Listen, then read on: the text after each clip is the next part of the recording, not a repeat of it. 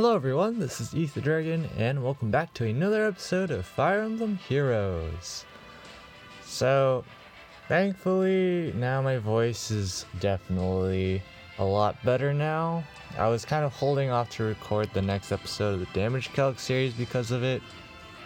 But, enough of that. Today we are actually taking on Legendary Julia's Legendary Hero battle, because if you recall from way back when she first came out, I wasn't able to clear it with the usual meme team, but this time we did find a solution, and pretty hyped to show it because it's 100% rigged, no lie. I did clear Altina's pretty quickly too, but everything's pretty relevant here. Brazen attack res because we need more attack against Legendary Julia, and we're going to take a couple magic hits, or would take a couple magic hits, so Brazen Attack Res helps us out there. You don't actually use close counter too much, now that I look at the clears, but we still bring it along. And here we have Tiki going basically full defensive.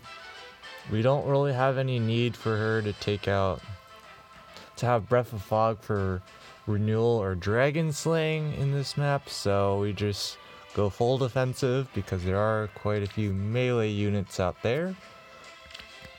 Legendary Zera providing the double tactics defense tactic to help out Tiki go full defensive, and Brave Veronica drive attack to get some important kills with Nino. So let's get started here. So yeah, I came back because Altina just dropped today, so it's Thanksgiving Day, so for the folks out there celebrating Thanksgiving today, I guess happy Thanksgiving. I don't know what to say there, but yeah, I looked back at this with fresh eyes, and so I saw, is there any way for me to get Nino to beat Legendary Julia? And so I saw two options. One option was just going ahead and cornering her, like around maybe in one of these spots, and then just slowly chipping her to death with Adult Tiki, enough so that Nino would be able to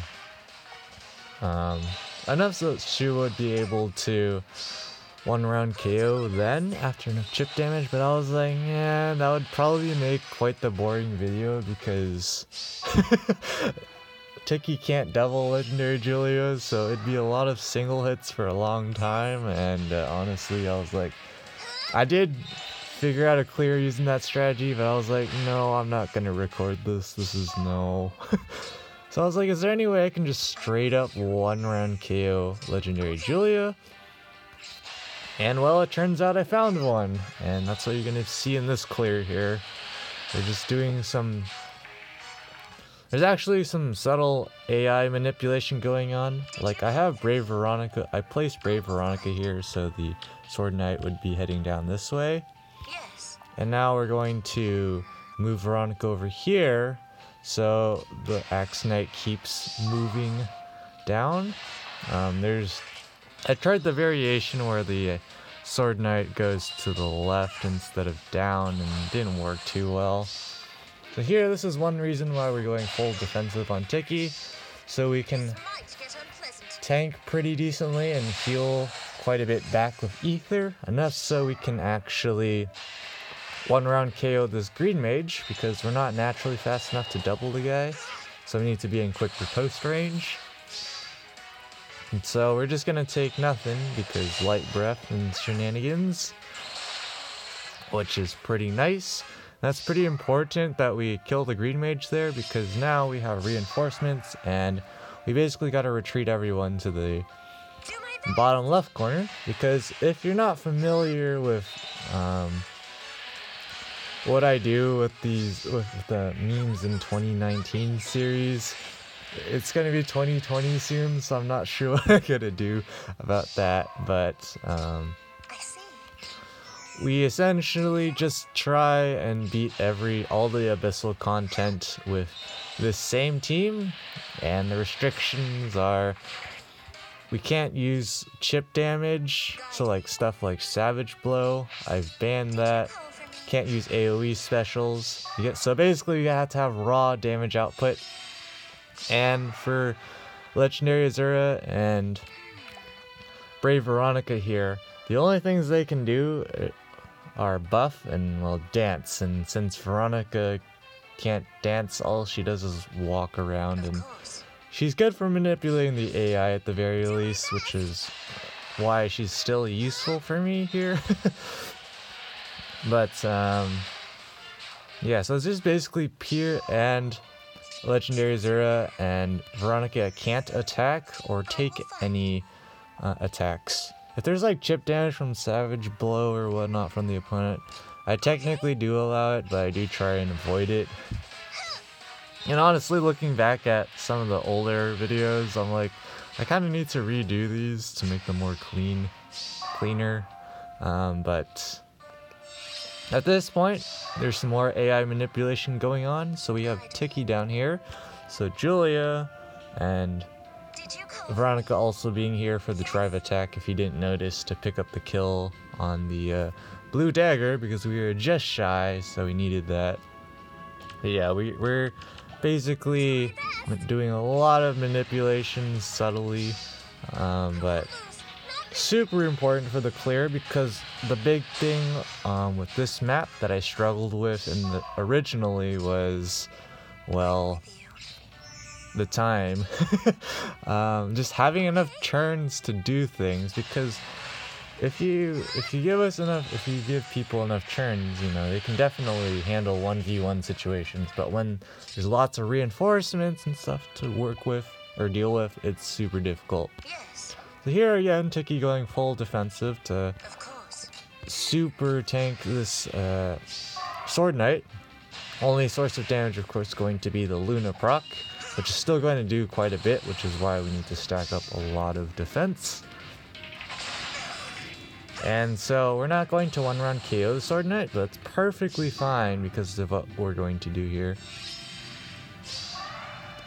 So at this point, you might be wondering, how in the world am I getting Nino to one-round KO Legendary Julia? It just doesn't seem realistic, right?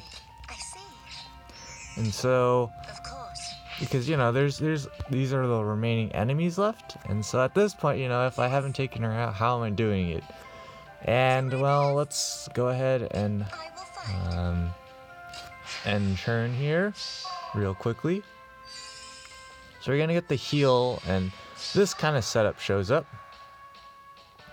And so the key here is, well, Legendary Julia has 68 attack right now, because she doesn't have attack res oath procs. And you see here, Nino, she also has 61 attack. I mean, okay, no, I said that wrong. Pretend I didn't say that. So she has 68 attack, and Nino has 61 attack. So you might not think that's too big of a deal. So we're going to attack the cleric here, get our light breath plus buffs, but doesn't matter too much for Nino, but it does matter for Tiki because it allows her to tank a hit from this green cavalier. And so we're going to attack the cleric here, finish him off Nino, so we don't get the pain plus damage going around. And now here's the kicker. We hit attack smoke. So what I screwed up saying a minute ago was Legendary Julia had exactly 68 attack, and now with attack smoke she has 61 attack. Why is this relevant? Because Virtuous Naga is a thing, and so this checks visible attack at the start of combat.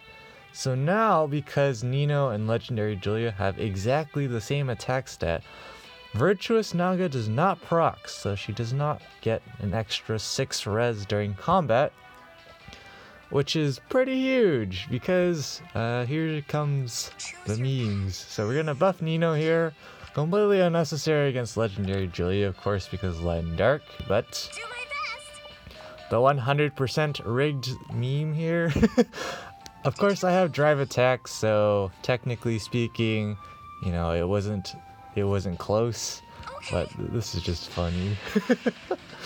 So unfortunately we can't one-shot, but we can get the exact 1-round KO. And when I damage calc this coming back, taking a fresh look at this, I was like, "Aw, yeah." I knew then there was going to be a way I could clear it if I could do this. And so at this point, attack smoke's gone off on the Green Cavalier. So even though the Green Cavalier has a res ploy, only having 58 attack with Sword Knight's drive attack, or not 58, 52, because attack defense solo can't proc. Tiki's gonna live a hit, and Nino can also live the hit. Brazen attack res. Technically not coming in handy here, but I mean, it's something. We'll just move Brave Veronica over for the shenanigans. But yep, Green Cavalier's unable to kill, and Tiki's going to get a juicy ether proc to heal here. And she'll basically heal most of her HP, and she's fast enough to the point where she can naturally double the Sword Knight. And once again, she's going to be able to tank this Sword Knight, and that's all we need. Because this is the last unit to deal with. And so, who to kill with? Of course.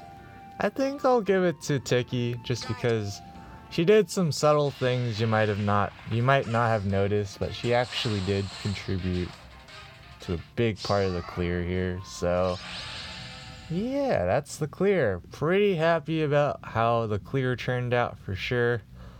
Of course, this recording, not so much because of my goofed explanation of how Nino could take out Legendary Julia. And well, if you're curious, let me just go quickly into the preview here of the map. The reason why Virtuous Naga doesn't proc, because you might be thinking Light and Dark nullifies the field buffs Nino has, right? Then why does it count towards checking the Virtuous Naga check?